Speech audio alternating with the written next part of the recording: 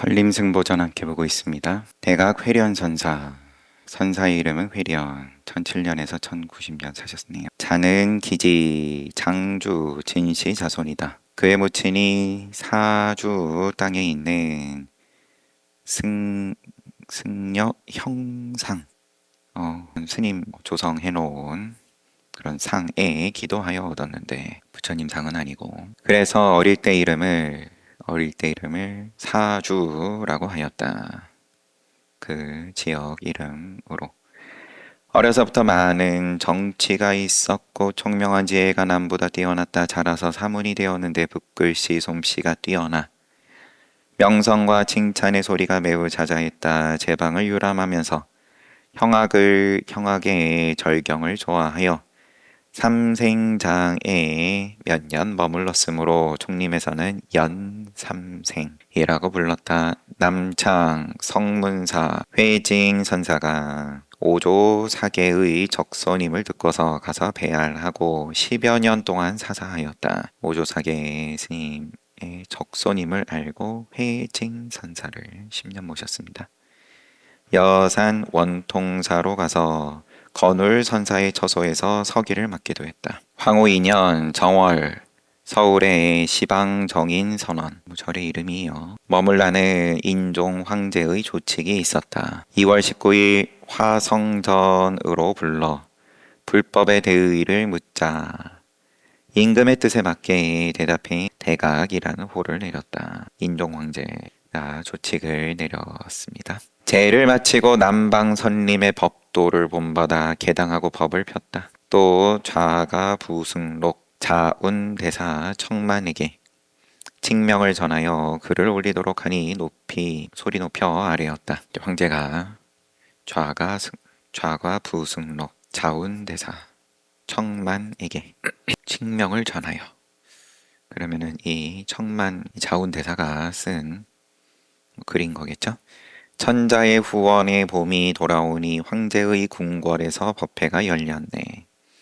만승의 천자가 순 임금의 궁전에 임하시니, 인종 황제가 어떤 불교와 부처님과 스님들을 후원을 많이 했던 모양이죠. 만승의 천자다. 황제를 이제 높이는 글을 써야 하는 그런 소임자니까 거기에 맞춰서 한껏 장엄하는 글을 올렸어요. 길가 양편에서 요임금의 얼굴을 뵐 수 있었네. 마침 날씨도 화창하여 불법을 드날리기 딱 좋은 날이니 마땅히 조사의 도를 이야기하며 위로는 황제의 뜻에 부응하고자 합니다. 회련 스님은 지금 대각 회련 선사 문답을 끝내고 말하였다. 옛날 법당에서는 이설이 없었는데 지금 유통되는 구절에는 참으로 말이 많구나. 도를 얻은 자는 묘용에 부족함이 없지만 묘한 작용에 늘 부족하다. 잃은 자는 어느 곳에서나 막힌다.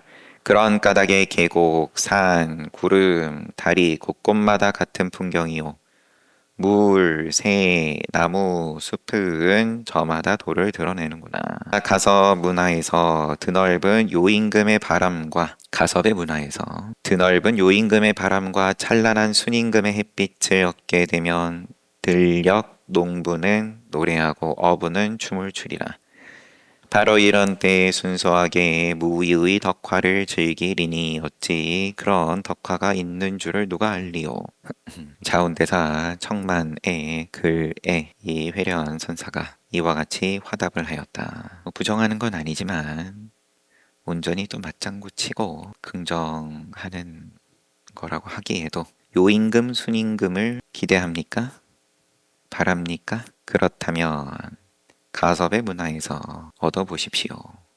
그러면 농부고 어부고 노래하고 춤춥니다. 무위의 덕화를 즐겨보십시오. 어찌 그런 덕화가 있는 줄 누가 알겠습니까? 하지만 누가 알아줄 건 눈꽃만큼도 기대하지 마십시오. 황제의 마음이 매우 기쁜지라 회련과 더불어 문답한 시와 개송을 기록하여 하사하니 모두 17편이었다. 배짱이라면 배짱이고 요임금 순임금을 큰 소리치고 싶으시다면 누구도 알아주지 않는 무위의 덕을 깨닫고 나서 그런 말씀하십시오. 지와 연간에 임금에게 개송을 지어 올려 산중으로 돌아가 노년을 보내게 해달라고 청하였다. 개송, 구름 덮인 천산 만학의 개울물 소리. 형하게 돌아가 여생을 마치오리다. 남은 생에는 만수무강을 기원하오니 한 줄기의 맑은 향이 돌 누각에 가득합니다. 황제의 만수무강을 기원합니다. 저는 이만 돌아가 여생을 마치오리다. 임금이 말하기를 산은 변함없는 본체일 뿐인데 이 개송에 대해서 또 그러면 황제가 산은 변함없는 본체일 뿐인데 어디로 돌아가려 하오 하면서 끝내 허락하지 않았다. 수찬 손각신이 수찬은 서책을 편집하고 찬술하는 벼슬, 손각신이 노년에 으뜸되는 가르침에 대하여 편지로 물으니 회련이 답장을 썼는데 그 대략을 여기에 적는다. 예전에는 성인께서 묘도의 뜻을 주역에 기탁하였다. 주나라가 쇠함에 이르러 선왕의 법이 무너졌고 예의가 없어졌으며 그런 뒤에 기이한 말과 각양각색의 의견이 간간히 출현하여 선량한 풍속을 어지럽혔다. 우리 서가모니가 중국 땅에 들어와서 순수하게 가장 진실한 뛰어난 진실의 도리를 사람들에게 보이니 시종 자비심으로 항상 자비심으로 중생을 교화하였는데 이 또한 시기에 맞게 나아간 것이다. 하늘이 백성을 내린 이래로 순박함이 없어지지 않았을 때는 삼왕의 가르침이 간결하고 소박하였으니 이때는 봄입니다. 마음이 물들어 사람들이 날로 천박하게 되자 오제의 가르침이 자세해지고 수식을 더하게 되었으니 이때는 여름입니다. 당시의 풍속이 세간의 잘못된 마음을 따라 날로 변화했기에 삼왕의 가르침이 친밀해지고 엄밀해졌으니 이때는 가을입니다. 옛날 상, 주, 의 고서는 후세 학자들이 밝히기 어려운지라 그때의 사람들은 마땅히 듣고서 어기지 아니하였으니 풍속이 지금과 더불어 어떠합니까? 봄, 여름, 가을을 설명을 하고 옛날 상주의 고서는 후세 학자들이 밝히기 어려운지라 그때 사람들은 마땅히 듣고서 어기지 아니하였으니 그때 사람들은 지금은 우세학자들이 밝히지를 못하는데 그때 사람들은 이렇게 천박해지고 봄에서 여름이고 가을로 쭉 진행이 되면서 풍요로워지는 거야 좋은 일이지만 그만큼 옛 성인에서 점점 멀어졌다. 멀어지다 보니까 지금은 아예 밝히지를 못한다. 그때 사람들은 마땅히 듣고서 어기지 아니하였다. 풍속이 지금과 더불어 어떠합니까? 그 폐단이 진, 한에까지 미쳐 이르지 않는 곳이 없는데 천하에 뒤돌아보고 묻는 자가 차마 없으니 천박해진 것을 천박해진 줄조차 모른다. 이에 우리 여리께서 성명의 이치를 한번 열어 옮겨 자비의 행으로 가르치니 이때는 겨울입니다. 하늘에는 숫자 4, 사시의 순환이 있어 만물이 생성됩니다. 봄, 여름, 가을, 겨울이 순환하는데 성인의 가르침이 서로 번갈아 어려운 일을 부축하여 천하의 교화를 이룸이 또한 이러할 뿐입니다. 앞에 이야기하고 같이 보면 옛 성인께서 묘한 도의 뜻을 주역에 기탁하셨고 그때 그 시기에 맞춰서 공자의 가르침이든 부처님의 가르침이든 때에 맞게 성인의 가르침이 서로 번갈아 어려운 일을 부축하여 천하의 교화를 이룸이 또한 이러할 뿐입니다.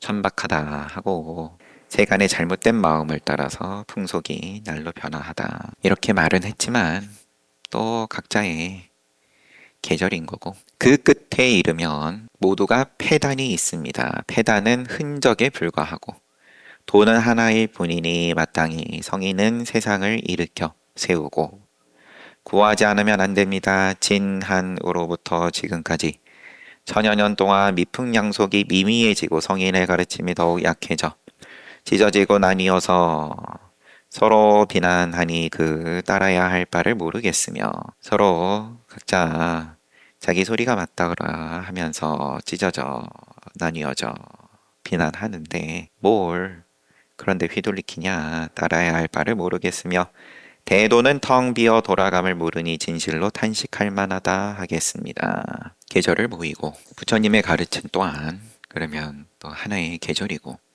그렇지만 그 계절에서 벗어난 입장으로서 정리를 하는 그런 답이었습니다. 노년에 으뜸되는 가르침을 묻자. 이와 같이 모르는 사람이 서책을 편집하고 찬수라는 벼슬에 있는 사람이니까 옛날의 기록, 옛날의 가르침, 또 시기가 좀 지나서의 가르침, 그리고 또 당대의 가르침, 이것들이 얽히고 설키고 복잡한 거에 대해서 의구심이 담겨 있을 수 있었겠죠. 그 묻는 편지에서 그것들을 정리를 하고, 그렇지만 거기서 또 벗어나는. 회련은 오직 출세관법으로만 사람을 제도하여 계율을 엄정하게 지켰다. 황제가 언젠가 용뇌 바루를 하사했으나, 그러면 동인도에서 나는 나무 용뇌수 줄기에서 나오는 무색 투명한 결정체, 뭔가 그런 특별한 나무로 만든 바루를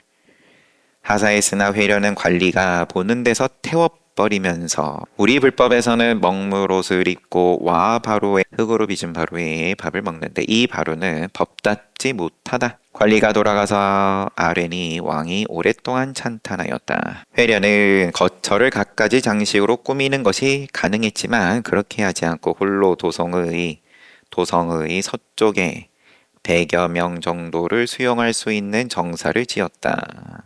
변두리에다가 서연사에 머물던 효순 선사가 있었는데 군 지역 관리의 제재를 받아서 속복을 입고 도망하여 회련에게 의지하였다. 회련은 발정자 정전에서 묵게 하고 당신은 본인은 구석방에서 머무르며 공손하게 제자된 도리를 지키니 왕과 벼슬아치 귀족들이 와서 보고는 모두 이상하게 생각하니 회라는 모두 사실대로 대답하였다. 왕도 와서. 그러면 어떤 면에선 이제 나라에 벌을 받는 입장인데, 아니면 벌을 피해서 도망하는 상황인데, 스승의 예로 모시니까 기분 나쁠 수도 있는 건데 국가 권력을 무시하냐. 사실대로 대답하였다. 내가 어렸을 때 일찍이 효순 스님에게 도를 벌었는데 지금 불행하게도 저렇게 계시지만 어찌 형상과 의복 때문에 내 마음을 두 가지로 다르게 하겠습니까? 이에 듣는 자들이 탐복하였다. 인종이 알고서 효순 스님에게 다시 삭발하고 그대로 서연사에 머물도록 조칙을 내렸다. 죄를 사해줬어요. 사면해줬습니다. 지평연간에 황제가 바뀌었나 보죠. 회련선사가 다시 산으로 돌아갈 것을 간절히 원하니 영종 황제가 머무르게 하는 것이 불가능한지라 조칙으로 자기 편한 대로 하도록 허락하였다. 그때 이미 회련은 강을 건너 답장도 안 듣고 그냥 떠나버렸어요. 잠시 금산 서호에 머물다가 사명 땅에 숫자 4예요. 유광산 광리사로 돌아가 노년을 보냈다.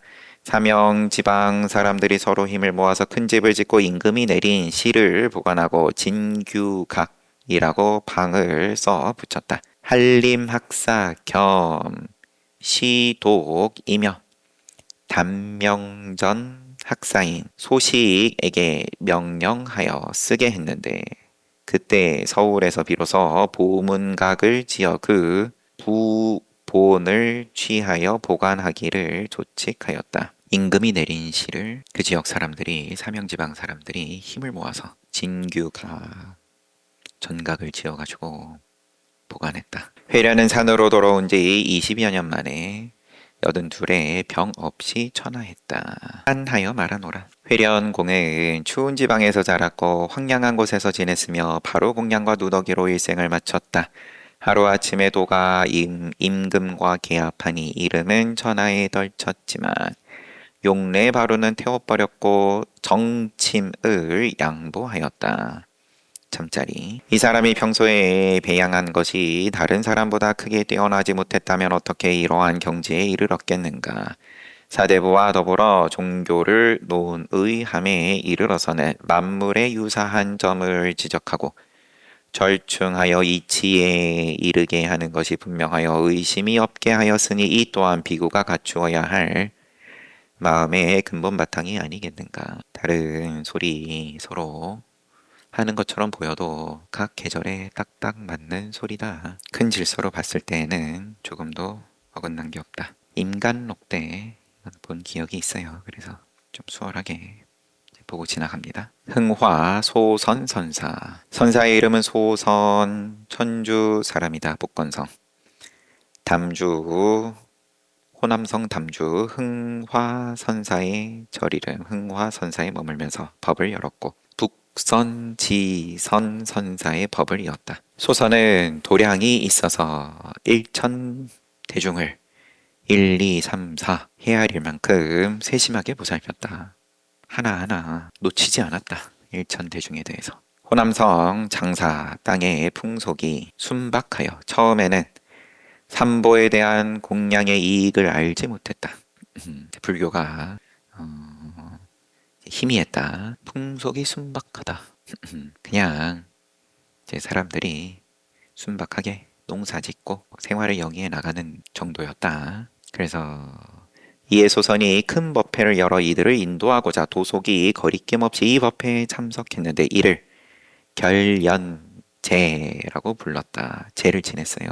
말 그대로 인연을 맺는다. 그 뒤에 효과가 있어 참석하는 사람이 나날이 늘어서 지금까지 거의 끊어지지 않고 있다.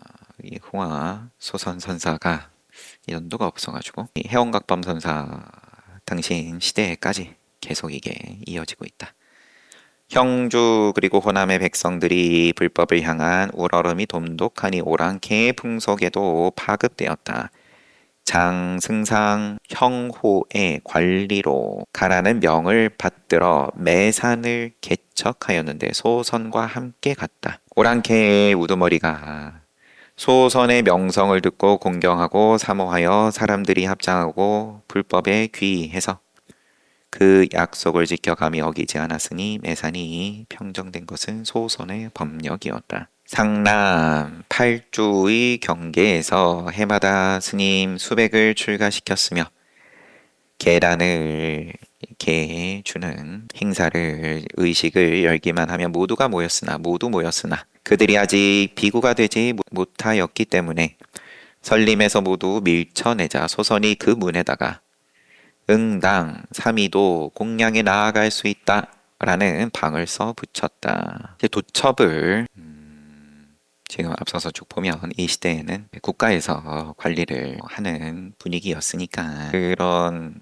공인된 나라에서 공인한 비구계를 줄 수는 없는 노릇인 거고 이 흥화 소선 선사가 그래도 출가시켜가지고 그래 너희도 이제 스님이다. 그렇지만 설림에서 그럼 기존의 수행자 커뮤니티에서 이것을 긍정하지 않으니까 이들이 비록 나라가 인정한 비구는 아니더라도 공양에 나아갈 수 있다 뭐라고 이 소선 선사가 방을 써붙였다. 언제부터 마지막까지 30여 년간 이 방을 바꾸지 않자 사람들이 하기 어려운 일이라고 여겼다. 앞에 나온 것처럼 저 변방에 오랑캐 지역인 거고 이제 거기에서 부처님의 가르침을 편 거고 이제 그런 어떤 환경적인 배경 이 사람들을 또 다 데리고 그럼 중앙으로 가가지고 기회를 받게끔 하는 것도 쉬운 일이 아니었을 수 있고 또 이렇게 흥화소선 선사가 당신 뜻대로 어떤 면에서 보면 역시나 나라를 좀 무시하면서 이들도 스님이다 이렇게 할 수 있는 것도 변두리였기 때문에 가능한 걸 수 있었겠죠. 근데 그거를 한두 해 하고 만 것도 아니고 30여 년간 지켜냈다. 그때 남쪽에서 선사의 도력의 평가가 바야흐로 상승하는지라 형호의 납자들이 다투어 강남으로 들어갔으나 장사를 떠나 백리 안에 몸을 맡길 숙소가 없어 대부분 도둑의 겁탈을 당했다.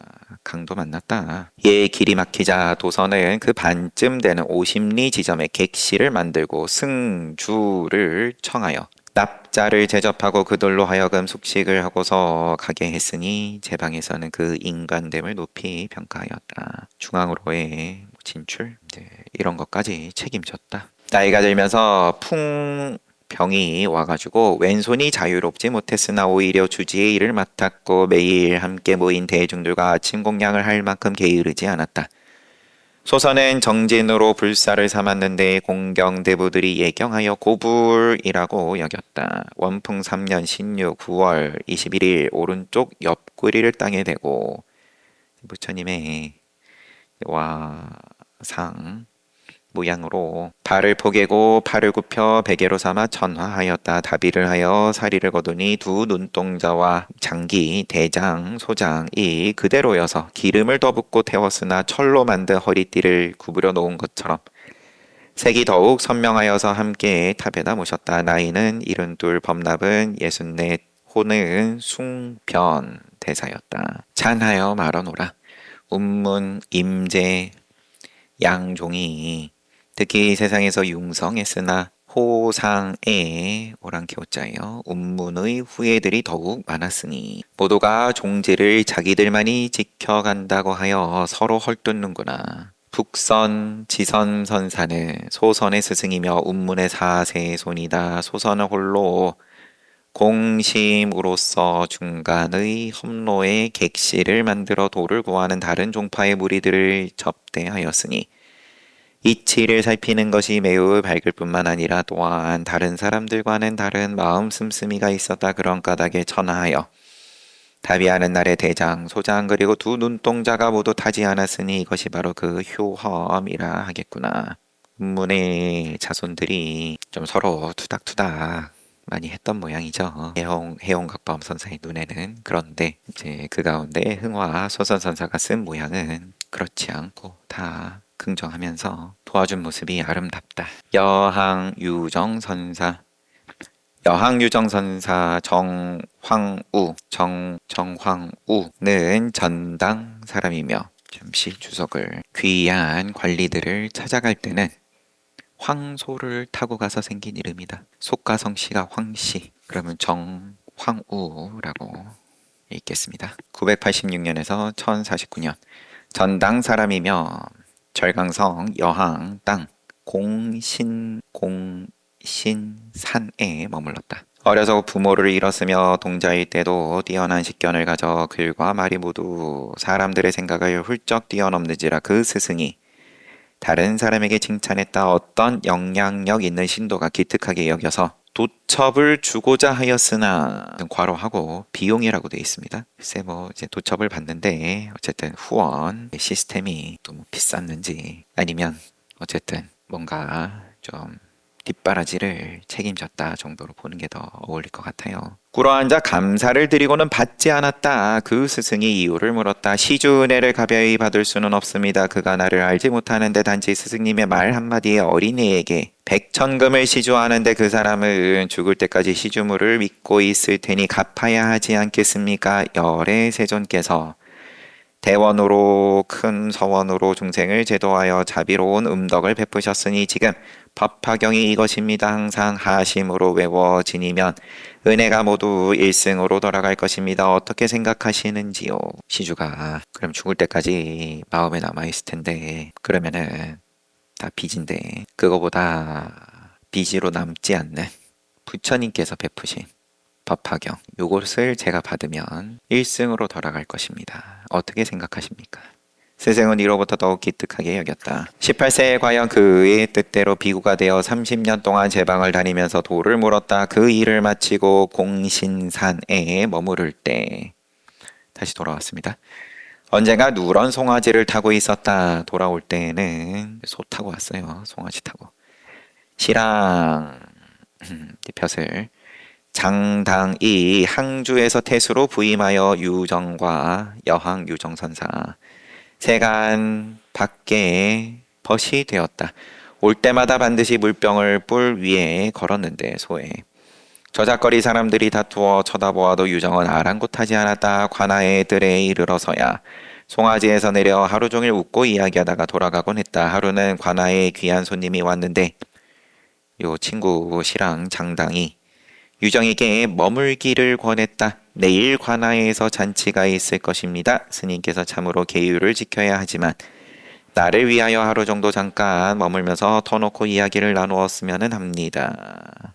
이것 또한 인간록에서 우리가 볼 때 이게 그다지 여법한 모습은 아니었던 거겠죠. 소를 타고 그 뿔에다가 물병 걸어놓고 유유자적 왔다 갔다 하는 게. 그렇지만 개의치 않았고 친구인 장당 또한 거기에 대해서 개의치 않았지만 귀한 손님이 왔을 때 그 귀한 손님 눈에 안 띄게 하고 싶었다. 이 장공이. 그래가지고 방편을 쓴 게 하루 머물고 가시면 어떻겠습니까? 유정이 승낙을 해놓고는 이튿날 사람을 보내 찾았으나 개송 하나만 남겨놓고 가버렸다. 어제 일찍이 장차 오늘 일을 기약했지만 문을 나와 지팡이에 의지한 채 생각해보니 스님이 되어 다만 바위 골짜기에 머무는 것이 마땅할 뿐 관리의 잔치자리에는 참으로 어울리지 않으오. 자리에 모인 사람들은 모두가 그의 인품을 우러러 보았다. 또 산중계 다리 위에 산이 만겹으로 쌓여 있고 다리 아래로는 물이 천리로 흐른다. 오로지 하얀 새하얀 외가리만이 나를 보려고 늘 이곳에 오네. 다리 위로는 산이 만겹이요 아래로는 물이 천리다. 하얀 외가리만이 나를 보려고 늘 이곳에 오네. 또 어떤 스님을 배웅하면서 개송짓기를 산 속에서 무엇이 있는가 고갯마루에 흰 구름이 많지요. 혼자 마음속으로 즐기며 기뻐할 뿐 가져다가 그대에게 줄 수는 없네. 겨울에는 화롯불을 쬐지 않고 갈대꽃으로 공을 만들어 발을 그 속에다 넣고 있다가 객이 오면 함께 그 속에 발을 넣었다. 여름과 가을에는 달 보기를 좋아하여 큰 대야를 연못 위에 띄워놓고 책상 다리를 하고 앉아서 스스로 대야를 돌리면서 시를 읽고 웃으면서 아침이 될 때까지 늘 그렇게 놀았다. 밤새. 글을 잘 썼는데 필법이 아주 뛰어나 진, 송, 시대의 풍류인과 같았다. 한 번은 글씨를 배우는 사람들이 법첩을 베끼는 것을 보고 비웃으면서 저들은 모두 법첩이 귀한 줄만 알고 있다. 하지만 그 좋은 솜씨 이전에 의미가 담겨 있다. 지금 동자의 글씨와 그림이 매우 순수하니 본받을 만하다. 글씨 배우는 사람들이 베꼈으니까 그럼 그 글솜씨 그거를 보고서 뺏겨가는데 법첩이니까 부처님 말씀 경이든 경전 통째로는 아니더라도 구절 써놓은 걸 갖다가 열심히 베껴가는데 부처님 법에 대해서는 관심이 없고 이제 글씨만 주워 먹는구나. 지금 동자의 글씨와 그림이 매우 순수하니 본받을 만하다. 당연히 동자가 글씨를 잘 쓸 리는 없으니까 끄적끄적 낙서하고 애들이 아니면은 그림 그려놓고 한 것만 못하다. 진소유는 유정의 글씨와 그림을 보면 꼭 거두어 모아두었다. 어떤 사람이 물었다. 스님께서 선사라고 이름하면서 선은 말하지 않으니 무슨 까닭입니까? 단지 말만 하는 것을 나는 싫어한다. 남잡스러운 문장을 어찌 빌리리요. 그것을 하루 종일 만상을 번거롭게 쭉 늘어놓는 것일 뿐이다. 언어에는 한계가 있지만 이 법은 다함이 없으니 이것이 바로 조물주의 무진장한 보배라고 한 것이다. 이것은 소동파의 적벽부에 나오는 구절. 조물주의 무진장. 구봉, 감소, 선사가 언젠가 유정을 찾은 적이 있었는데 감소 스님이 너그럽고 진솔하기는 하지만 성실하지는 않았으므로 항상 스님을 속으로 비웃고 있었다. 구봉 감소를 비웃었다는 말로 우선 보고요. 어느 날 저녁 잠자려다가 말고 유정이 사람을 시켜 감소를 부르니 마지못해 이마살찌 뿌리며 건너왔는데 유정이 말하였다. 반대로 봅시다. 여항 유정 선사를 비웃었다. 구봉 감소가 저녁에 잠자려다가 말고 유정이 감소를 부르니까 짜증내면서 왔어요. 그러니까 유정이 달빛이 이와 같은데 삶에 시달리며 정신이 없으니 저 달을 대하는 자가 몇이나 되겠는가. 감소가 이에 네네 하며 대답하자. 대충 대답한 거죠. 이윽고 동자를 불러 뭔가를 잘 익혀오게 하였다. 감소는 막 배가 고픈 참이어서 약석이라고 생각했는데 한참 후에 보니 귤껍질 달인 차 한 잔이었다. 감소는 웃음을 감추면서 오히려 더 맑구나. 달빛이 이와 같은데 삶에 시달리며 정신없으니 저 달을 즐길 줄 아는 자가 몇이나 되겠는가. 그래서 뭐 짜증도 나고 뭐 대충 넘겼는데 시자가 귤껍질 다리 차를 가져오니까 거기에서 달보다 맑다. 차도 없어서 그냥 귤껍데기 끓여서 오니까 쓰는 모양이 겨울에도 화롯불을 쬐지 않고 그냥 갈대꽃으로 공을 만들었다. 뭐 무슨 모양일런지. 그리고 거기다가 발을 집어넣고 있고 객이 오면은 불을 켰다가 아니라 객이 오면 함께 거기다가 발을 넣었다. 유정의 가풍을 운치가 있고 고원하였는데 노년에 이르러 더욱 청아하고 고상하였다. 일찍이 스스로 자신의 기상을 찬하였다. 스스로 찬하기를. 고상하고 날렵한 모습으로 배나무 지팡이에 의지하고 있으니 분명히 수보리가 그림에서 나온 것이로다. 해공은 수보리 해공제일이죠. 해공은 성색에 집착함을 허락하지 않았는데 외로운 원숭이가 달빛 아래 우는 소리를 듣는 것과 같구나. 달빛 아래 외로운 원숭이 우는 소리 하고 끝났어요. 당신은 찬을 따로 안 하고 해공각범선사는 내가 더 뭘 이 이상 찬을 하겠냐. 어려서 부모를 잃고 일찍부터 그냥 절에서 살면서 소 타고 다니면서 소가 당연히 천천히 다닐 테니까 걷는 것보다 얼마나 빨랐겠어요. 소를 달리게 하진 않았을 테니까 또 가는 대로. 그런데 평생 쓰신 모습이 그와 같았다. 쉬었다가 정진합시다.